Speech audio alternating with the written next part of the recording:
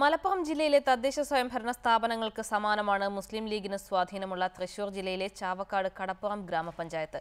കടപ്പുറത്തെ മത്സരം ഇക്കുറി തീപാറുന്നതാണ്. ലീഗ് കോട്ട തകർക്കാൻ ഇടതുപക്ഷവും പഞ്ചായത്ത് നിലനിർത്താൻ UDFും ഊർജിത പ്രവർത്തനമാണ് നടത്തുന്നത്.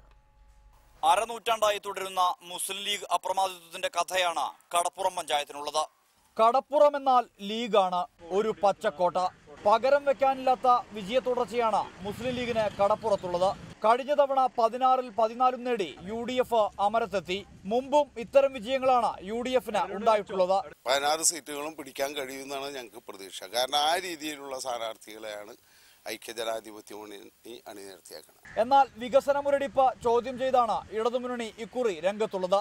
ലീഗിനകത്തെ അഭിപ്രായ ഭിന്നതകളും UDFിലെ അനൈക്യവും തങ്ങൾക്ക് ഗുണകരമാകുമെന്നാണ് പ്രതീക്ഷ. മത്സ്യത്തൊഴിലാളികൾ അധിവസിക്കുന്ന പഞ്ചായത്തിന്റെ പരിഹരിക്കാനാകാത്ത പ്രശ്നം കുടിവെള്ള വിതരണമാണ്. മികച്ച ഒരു സ്ഥാനാർത്ഥി പാനൽ മുന്നോട്ട് വെക്കാൻ LDFനായിട്ടുണ്ട്. യുവ പ്രാതിനിധ്യം നല്ല രീതിയിൽ സ്ഥാനാർത്ഥി പട്ടികയിൽ ഇടം പിടിച്ചിട്ടുള്ളൂ എന്നുള്ളത് പുതിയ ഉണർവ് ഉണ്ടാക്കിയിട്ടുണ്ട്. മുഴുവൻ സീറ്റുകളില്ലെങ്കിലും SDPIയും BJPയും ഇക്കുറി കളത്തിലുണ്ട്.